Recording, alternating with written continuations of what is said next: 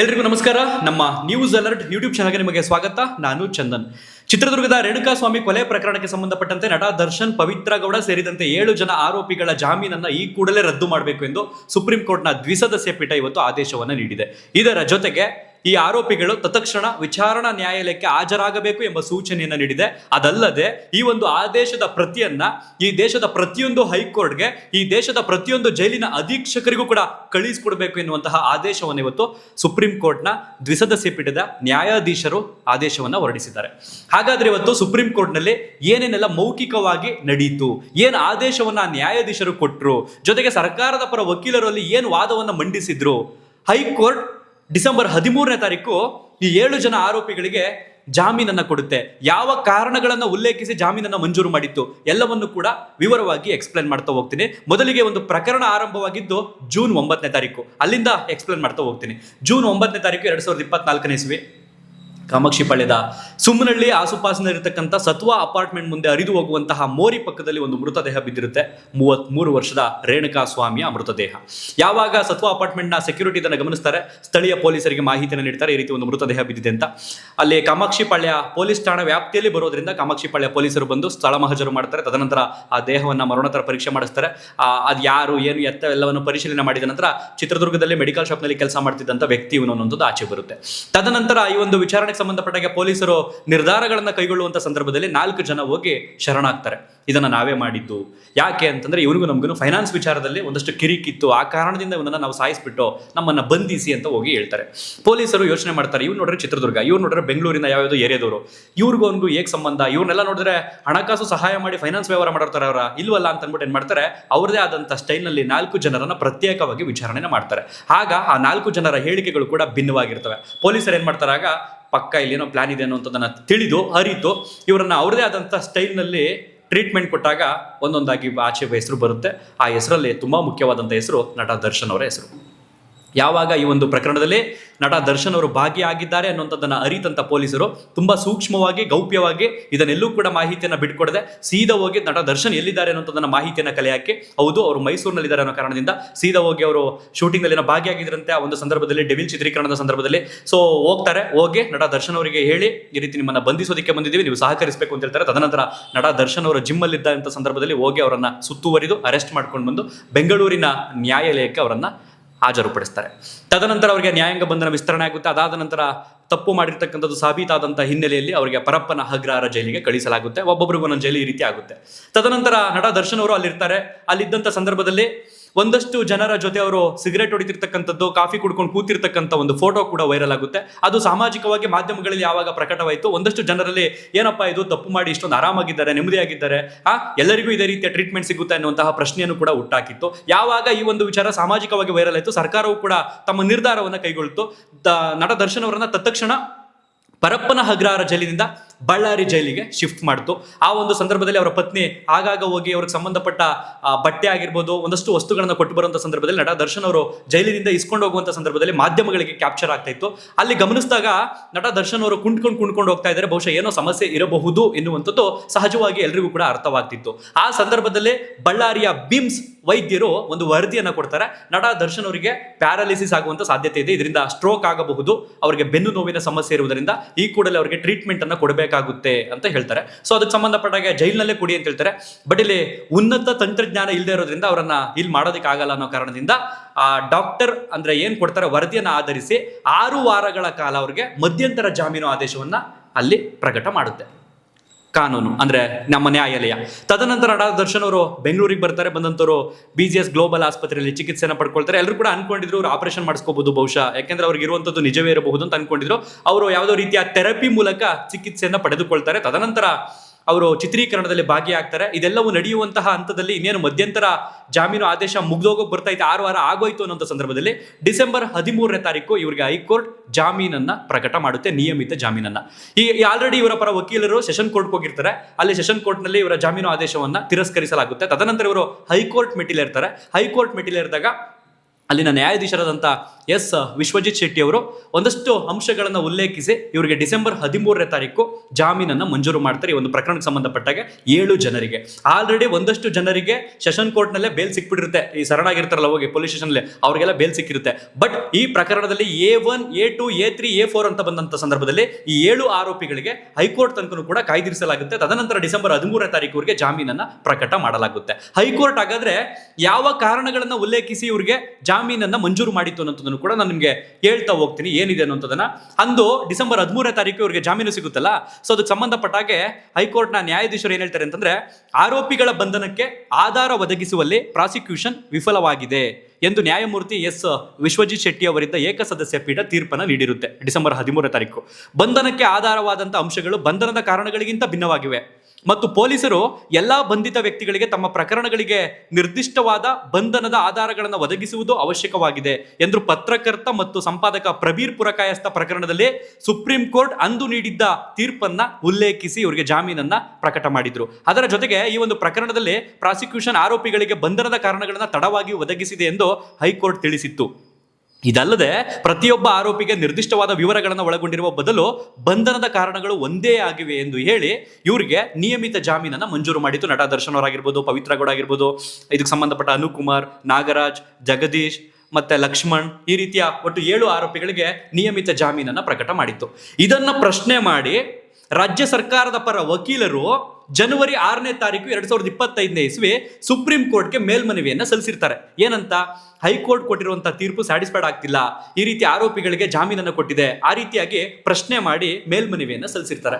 ಈ ಒಂದು ವಿಚಾರಕ್ಕೆ ಸಂಬಂಧಪಟ್ಟಾಗೆ ಸುಪ್ರೀಂ ಕೋರ್ಟ್ಗೆ ಬೆಂಚ್ಗೆ ಬರುತ್ತೆ ಈ ಒಂದು ಕೇಸ್. ಕಳೆದ ಒಂದು ತಿಂಗಳಿಂದ ಸುಪ್ರೀಂ ಕೋರ್ಟ್ನ ನ್ಯಾಯಾಧೀಶರು ಇದಕ್ಕೆ ಸಂಬಂಧಪಟ್ಟಾಗೆ ವಿಚಾರಣೆಯನ್ನು ನಡೆದಂಥ ಸಂದರ್ಭದಲ್ಲಿ ವಾದ ಪ್ರತಿವಾದವೆಲ್ಲವೂ ಕೂಡ ನಡೆದಿರುತ್ತೆ. ಆ ಸಂದರ್ಭದಲ್ಲಿ ಹೈಕೋರ್ಟ್ ಮೇಲೆ ಸುಪ್ರೀಂ ಕೋರ್ಟ್ನ ನ್ಯಾಯಾಧೀಶರು ಗರಂ ಆಗಿದ್ದು ಕೂಡ ಉಂಟು.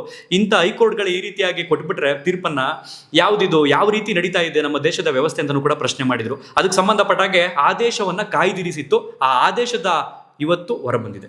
ಏನಂತಂದ್ರೆ, ಇವರ ಜಾಮೀನನ್ನ ಈ ಕೂಡಲೇ ರದ್ದು ಮಾಡಬೇಕು, ಇವರನ್ನ ಅರೆಸ್ಟ್ ಮಾಡಬೇಕು, ಜೈಲಿಗೆ ಕಳಿಸಬೇಕು ಎನ್ನುವಂತಹ ತೀರ್ಪನ್ನ ಇವತ್ತು ಸುಪ್ರೀಂ ಕೋರ್ಟ್ನ ದ್ವಿಸದಸ್ಯ ಪೀಠದ ನ್ಯಾಯಾಧೀಶರಾದ ಪಾರ್ದಿವಾಲಾ ಹಾಗೇನೆ ಮಹಾದೇವನ್ ಅವರ ದ್ವಿಸದಸ್ಯ ಪೀಠ ಇವತ್ತು ಆದೇಶವನ್ನು ನೀಡಿದೆ. ಹಾಗಾದ್ರೆ ಇದಕ್ಕೆ ಸಂಬಂಧಪಟ್ಟ ಸರ್ಕಾರದ ಪರ ವಕೀಲರು ಏನು ವಾದವನ್ನು ಮಂಡಿಸಿದ್ರು ಅನ್ನೋಂಥದ್ದನ್ನು ಕೂಡ ನಾನು ನಿಮಗೆ ಹೇಳ್ತೀನಿ. ಈಗ ರಾಜ್ಯ ಸರ್ಕಾರದ ಪರ ಲಿಖಿತವಾದ ಸಲ್ಲಿಸಿದಂಥವರು ಹಿರಿಯ ನ್ಯಾಯವಾದಿ ಅಂತ ಸಿದ್ಧಾರ್ಥ್ ಲೂಥ್ರಾ ಅವರು ರೇಣುಕಾಸ್ವಾಮಿಗೆ ಆದ ಗಾಯಗಳು, ಅವತ್ತು ಆದಂಥ ಗಾಯಗಳು ಕೊಲೆಯ ಉದ್ದೇಶವನ್ನೇ ಸ್ಪಷ್ಟವಾಗಿ ಹೇಳುತ್ತಿದ್ದಾವೆ. ಇವರು ಎದುರಿಸಬೇಕು ಬೆದರಿಸಬೇಕು ಅನ್ನೋದು ಮಾಡಿಲ್ಲ, ಕೊಲೆಯ ಉದ್ದೇಶವನ್ನೇ ಆ ಗಾಯಗಳು ಹೇಳ್ತಾ ಇದ್ದಾವೆ.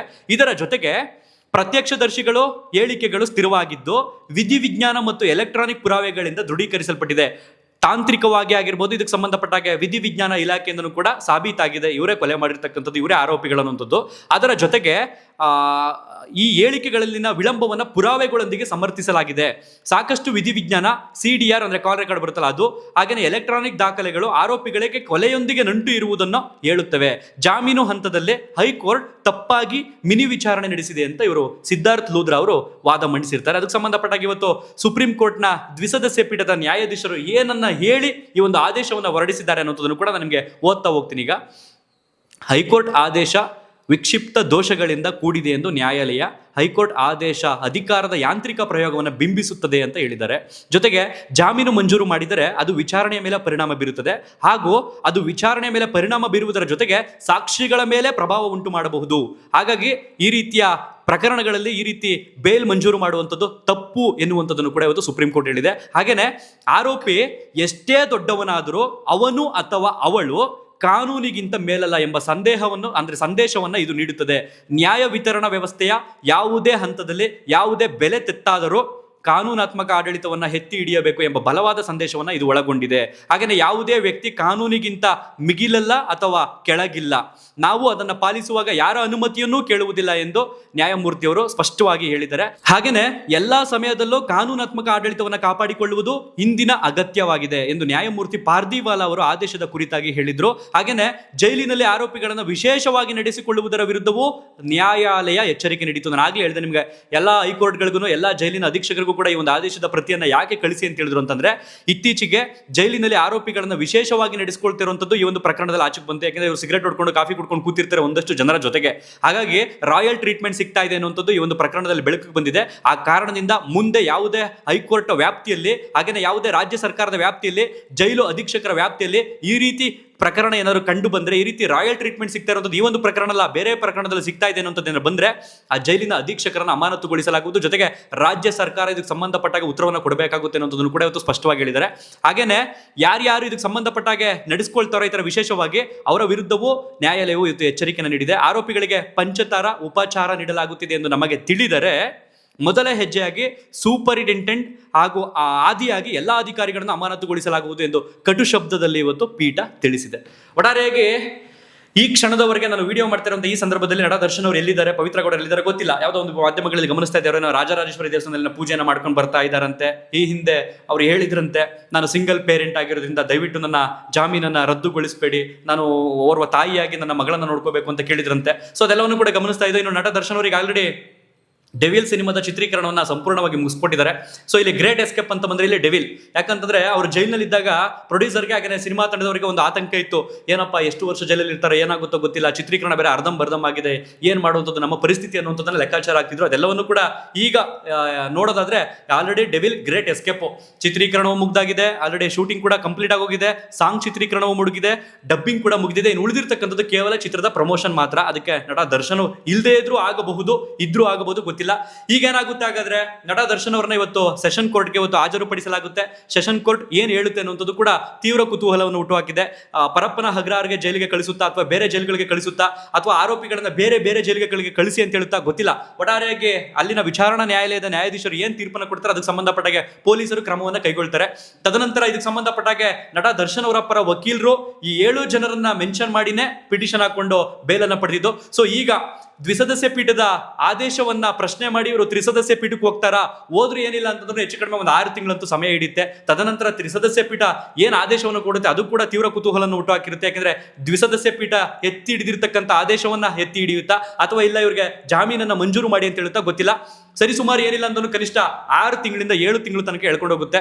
ನನ್ನ ಪ್ರಕಾರ 6 ರಿಂದ 7 ತಿಂಗಳು ಜೈಲಿನಲ್ಲೇ ಇರಬೇಕಾದಂತ ಪರಿಸ್ಥಿತಿ ಸದ್ಯಕ್ಕೆ ನಿರ್ಮಾಣ ಆಗಿದೆ. ಒಟ್ಟಾರೆಯಾಗಿ ಈ ಒಂದು ಪ್ರಕರಣದಲ್ಲಿ ನಟ ದರ್ಶನ್ ಅವರ ಅಭಿಮಾನಿ ಅಂತ ಸಾಕಷ್ಟು ವಿಡಿಯೋಗಳಲ್ಲಿ ನಾನು ಹೇಳಿರೋದ್ರಿಂದ ಸ್ಪಷ್ಟವಾಗಿ ಹೇಳಬೇಕು ಅಂತಂದ್ರೆ, ನಮ್ಮ ದೇಶದ ವ್ಯವಸ್ಥೆಯಲ್ಲಿ ಆತ ದೊಡ್ಡವನಾಗಿರ್ಲಿ ಚಿಕ್ಕವನಾಗಿರ್ಲಿ ಕಾನೂನನ್ನು ಕೈಗೆತ್ತಿಕೊಳ್ಳುವಂತಹ ಯಾವುದೇ ಪರಿಸ್ಥಿತಿ ನಿರ್ಮಾಣ ಆಗಬಾರದು. ಅವರು ಪ್ರಭಾವಿಯಾಗಿರ್ಲಿ, ಅವರು ತುಂಬಾ ಕೆಳಮಟ್ಟದವರಾಗಿರ್ಲಿ, ಅವರು ತುಂಬಾ ದೊಡ್ಡ ಮಟ್ಟದವರಾಗಿರ್ಲಿ, ಕಾನೂನು ಎಲ್ಲರಿಗೂ ಒಂದೇ. ತಪ್ಪು ಮಾಡಿದವರಿಗೆ ಶಿಕ್ಷೆ ಆಗಲೇಬೇಕು. ನಟ ದರ್ಶನ್ ಅವರಿಗಿದ್ದಂತ ಪಾಪ್ಯುಲಾರಿಟಿಗೆ, ಅವರಿಗಿದ್ದಂತ ಆ ಕಾಂಟ್ಯಾಕ್ಟ್ಸ್ಗೆ ಒಂದು ಜಸ್ಟ್ ಪೊಲೀಸರಿಗೆ ಒಂದು ಇನ್ಫಾರ್ಮ್ ಮಾಡಿ ರೀತಿ ಯಾವನ ಮಾಡ್ತಿದ್ದಾನೆ ಒಂಚೂರು ಉಗಿರಿ ಅವನಿಗೆ ಒಂಚೂರು ಬುದ್ಧಿ ಕಲಿಸಿ ಕರೆಸ್ಬಿಟ್ಟು ಅಂತ ಹೇಳಿದ್ರೆ ಅದಕ್ಕೆ ಸಂಬಂಧಪಟ್ಟಾಗ ಅವರು ಪ್ರತಿಕ್ರಿಯೆಯನ್ನು ಮಾಡ್ತಿದ್ರು. ಅದಕ್ಕೆ ಸಂಬಂಧಪಟ್ಟಾಗ ಅವನಿಗೆ ಏನು ಉಗಿದೋ ಬುದ್ಧಿ ಹೇಳಿ ಕಳಿಸ್ತಿದ್ರು. ಇವತ್ತು ಅವನು ಬದುಕಿರ್ತಿದ್ದ, ಇತ್ತಾಗೆ ನೆಮ್ಮದಿಯಾಗಿ ನೀವು ಇರ್ಬೋದಿತ್ತು. ಇಲ್ಲಿ ನನಗೆ ಅನಿಸ್ದಾಗೆ ಈ ಒಂದು ಪ್ರಕರಣದಲ್ಲಿ ನಿಷ್ಪಕ್ಷಪಾತವಾಗಿ ಮಾತಾಡೋದಾದ್ರೆ, ನಟ ದರ್ಶನ್ ಅವರು ಒಂದಷ್ಟು ಶಿಕ್ಷೆಯನ್ನು ಅನುಭವಿಸಿ ಬಂದ್ರು ಒಂದಷ್ಟು ದಿನ. ತದನಂತರ ಅವ್ರಿಗೆ ವೈದ್ಯಕೀಯ ಸಮಸ್ಯೆ ಇರುವ ಕಾರಣದಿಂದ ಅವರ ಹೆಲ್ತ್ ಅಲ್ಲಿ ಇಶ್ಯೂಸ್ ಇರೋದ್ರಿಂದ ಆಚೆ ಬಂದ್ರು. ಎಲ್ಲರೂ ಕೂಡ ನಿರೀಕ್ಷೆ ಇಟ್ಕೊಂಡಿದ್ದೇನೆ ಅಂತಂದ್ರೆ ಆಪರೇಷನ್ ಮಾಡಿಸ್ಕೊಳ್ತಾರ ಅಥವಾ ಸುಳ್ಳು ಹೇಳ್ತಿದ್ದಾರೆ ಅವರು, ನಿಜವಾ ಗೊತ್ತಿರಲಿಲ್ಲ. ಬಟ್ ಇವರು ಚಿತ್ರೀಕರಣದಲ್ಲೆಲ್ಲ ಭಾಗಿಯಾಗಿದ್ರು, ದೇವಸ್ಥಾನಗಳಲ್ಲೂ ಕೂಡ ಭೇಟಿ ಕೊಡ್ತಾ ಇದ್ರು. ಸೊ ಕೆಲವರಿಗೆ ಏನಿತ್ತು ಅಂತಂದ್ರೆ ಆರಾಮಾಗಿದ್ದಾರಲ್ಲ, ಇವ್ರಿಗೇನು ಸಮಸ್ಯೆನೇ ಇರಲಿಲ್ವಲ್ಲ, ಯಾಕೆ ಈ ರೀತಿ ಸುಳ್ಳು ಹೇಳ್ಬೇಕಿತ್ತು ಅನ್ನೋದು ಕೂಡ ಪ್ರಶ್ನೆ ಸಹಜವಾಗಿ ಸಾಮಾಜಿಕವಾಗಿ ಹುಟ್ಕೊಳ್ತು. ಸೊ ಈಗ ಏನಾಗುತ್ತೆ ಅಂತಂದ್ರೆ, ಈಗ ಅವರು ಜೈಲಿಗೆ ಹೋಗ್ತಾ ಇರೋ ಹಿನ್ನೆಲೆಯಲ್ಲಿ ತಪ್ಪು ಮಾಡಿದವ್ರಿಗೆ ಶಿಕ್ಷೆ ಆಗಿದೆ ಸರಿ ಅನ್ನುವಂಥದ್ದು ಈಗ ಸಮಾಜ ಹೇಳ್ತಿರ್ತಕ್ಕಂಥದ್ದು. ಒಟ್ಟಾರೆಯಾಗಿ ಈ ಒಂದು ಪ್ರಕರಣದಲ್ಲಿ ಪವಿತ್ರ ಗೌಡ ಅವರು ಹೇಳ್ಬೋದು ನಾನು ಸಿಂಗಲ್ ಪೇರೆಂಟ್ ಅದು ಇದು ಅಂತ. ಬಟ್ ಅಂತಿಮವಾಗಿ ಅವನು ತಪ್ಪು ಮಾಡಿದ್ದ ರೇಣುಕಾ ಸ್ವಾಮಿ ಅನ್ನೋನು, ಅವನಿಗೆ ಕಾನೂನಿನ ಚೌಕಟ್ಟಿನಲ್ಲಿ ಶಿಕ್ಷೆಯನ್ನು ಕೊಡಿಸ್ಬೋದಿತ್ತು. ಬದಲಿಗೆ ನೀವೇ ಕಾನೂನಿನ ಚೌಕಟ್ಟನ್ನ ಕೈಗೆತ್ಕೊಂಡು ಅವನಿಗೆ ನೀವು ಶಿಕ್ಷೆಯನ್ನು ಕೊಟ್ಟರೆ ಅದಕ್ಕೆ ಸಂಬಂಧಪಟ್ಟಾಗೆ ಇವತ್ತು ನಿಮಗೆ ಶಿಕ್ಷೆ ಆಗ್ತಾ ಇದೆ. ಆದರೆ ಇಲ್ಲಿ ನಿಜಕ್ಕೂ ಶಿಕ್ಷೆಯನ್ನು ಅನುಭವಿಸ್ತಿರ್ತಕ್ಕಂಥದ್ದು ಯಾರು ಅಂತಂದ್ರೆ ರೇಣುಕಾ ಸ್ವಾಮಿಯ ಪತ್ನಿ. ನಿಜಕ್ಕೂ ಮಾತಾಡಬೇಕು ಅಂತಂದ್ರೆ, ತುಂಬು ಗರ್ಭಿಣಿ, ಅವ್ನು ಸತ್ತಾಗ, ಆ ವ್ಯಕ್ತಿ ಸತ್ತಾಗ ಅವ್ನು ಮಾಡ್ಕೊಂಡಂತ ತೀಟೆ ತೆವಲು ಕೆಲಸಗಳಿಗೆ ಅವ್ನು ಅನುಭವಿಸ್ಬಿಟ್ಟು ಹೊಟ್ಟೋದ. ಬಟ್ ಆ ಫ್ಯಾಮಿಲಿ ಕತೆ, ಫ್ಯಾಮಿಲಿ ಎಲ್ಲ ಹೇಳಿರ್ತಾರೆ ಹಿಂಗೆ ಮಾಡ್ಕೊಂಬಂದು ನಿಂಗೆ ಹೋಗು ಅಂತ ಹೇಳ್ತಾ. ಸೊ ಆ ತಾಯಿ ತುಂಬು ಗರ್ಭಿಣಿಯಾಗಿದ್ರು, ಅವ್ನು ಸತ್ತ ನಂತರ ಆ ಮಗು ಹುಟ್ಟುತ್ತೆ. ಅದು ನಿಜಕ್ಕೂ ಒಪ್ಕೊಳ್ಳೋಕೆ ಸಾಧ್ಯನೇ ಇಲ್ಲ. ಈ ಒಂದು ವ್ಯವಸ್ಥೆನಲ್ಲಿ ಯಾರು ತಪ್ಪು ಮಾಡಿದ್ರು ತಪ್ಪೇ ಅದು. ಸೊ ಹಾಗಾಗಿ ನನಗೆ ಒಂದೇ ಒಂದು ಸಣ್ಣ ಕನಿಕರ ಅಂತಂದ್ರೆ ಆ ಹೆಣ್ಮಗಳ ಮೇಲೆ, ಆ ಪುಟ್ಟು ಮಗು ಮೇಲೆ ಇದೆ. ಅದನ್ನ ಬಿಟ್ಟು ತಪ್ಪು ಯಾರೇ ಮಾಡಿದ್ರು ಶಿಕ್ಷೆ ಆಗಲಿ. ಇತ್ತೀಚೆಗೆ ನಮ್ಮ ದೇಶದ ನ್ಯಾಯಾಂಗ ವ್ಯವಸ್ಥೆಯಲ್ಲಿ, ನಮ್ಮ ದೇಶದ ಕಾನೂನು ಕೊಡ್ತಿರ್ತಕ್ಕಂಥ ಈ ಆದೇಶಗಳನ್ನ ನಿಜಕ್ಕೂ ಗೌರವಿಸಬೇಕಾಗುತ್ತೆ. ಪ್ರಜ್ವಲ್ ರೇವಣ್ಣ ವಿಚಾರದಲ್ಲೂ ಕೂಡ ನಮ್ಮ ಜನಪ್ರತಿನಿಧಿಗಳ ನ್ಯಾಯಾಲಯ ಎತ್ತಿಡಿದಂತ ಆ ತೀರ್ಪಿಗೂ ಕೂಡ ಸೆಲ್ಯೂಟ್. ಹಾಗೇನೆ ಸುಪ್ರೀಂ ಕೋರ್ಟ್ನ ಈ ನ್ಯಾಯಾಧೀಶರು ಕೊಟ್ಟಿರ್ತಕ್ಕಂಥ ತೀರ್ಪನ್ನು ಕೂಡ ನಾವು ಗೌರವಿಸಬೇಕಾಗುತ್ತೆ. ಸಮಾಜದಲ್ಲಿ ನಾಳೆ ದಿನ ಈ ರೀತಿ ಮಾಡಿ ನಾವು ಬಚಾವಾಗಬಹುದು ಅನ್ನುವಂತಹ ನಿಟ್ಟಿನಲ್ಲಿರ್ತಕ್ಕಂಥ ಎಷ್ಟೋ ಜನರಿಗೆ ಈ ಒಂದು ಆದೇಶ ಪಾಠವಾಗುತ್ತೆ ಅನ್ನುವಂಥದ್ದೊಂದು ಅನಿಸಿಕೆ. ಸೊ ತಪ್ಪು ಮಾಡಿದಂಥವ್ರು ಶಿಕ್ಷೆಯನ್ನ ಅನುಭವಿಸಿ ಆಚೆ ಬಂದು ಬದಲಾಗಿ ಬದುಕಲಿ ಅನ್ನುವಂಥದ್ದು ನನ್ನ ಮನವಿ. ಆಚೆ ಬಂದ ನಂತರ ಸುಮ್ಮನೆ ಟೀಕೆ ಮಾಡುವಂಥದ್ದು, ಟಿಪ್ಪಣಿ ಮಾಡುವಂಥದ್ದು, ಕೆಣಕುವಂಥದ್ದು, ಮತ್ತೆ ಅವರನ್ನ ಅದೇ ರೀತಿ ತರುವಂಥದ್ದನ್ನ ಕೆಲವರು ಮಾಡಬೇಡಿ ಅಂತಲೂ ಕೂಡ ಮನವಿ ಮಾಡ್ಕೊಳ್ತಾ ಈ ಒಂದು ವಿಡಿಯೋವನ್ನು ಇಲ್ಲಿಗೆ ಮುಗಿಸ್ತಾ ಇದ್ದೀನಿ. ಬಹುಶಃ ಇವತ್ತಿನ ಅಂತ್ಯಕ್ಕೆ ಅವರನ್ನ ಅರೆಸ್ಟ್ ಮಾಡ್ತಾರ, ನಾಳೆ ಅರೆಸ್ಟ್ ಮಾಡ್ತಾರ ಗೊತ್ತಿಲ್ಲ. ಒಟ್ಟಾರೆಯಾಗಿ ತಪ್ಪು ಮಾಡಿದವರು ಶಿಕ್ಷೆ ಆಗಲಿ ಅನ್ನೋಂಥದ್ದನ್ನ ಹೇಳ್ತಾ ಈ ಒಂದು ವಿಡಿಯೋವನ್ನ ಮುಗಿಸ್ತಾ ಇದ್ದೀನಿ. ಧನ್ಯವಾದ. Thank you so much.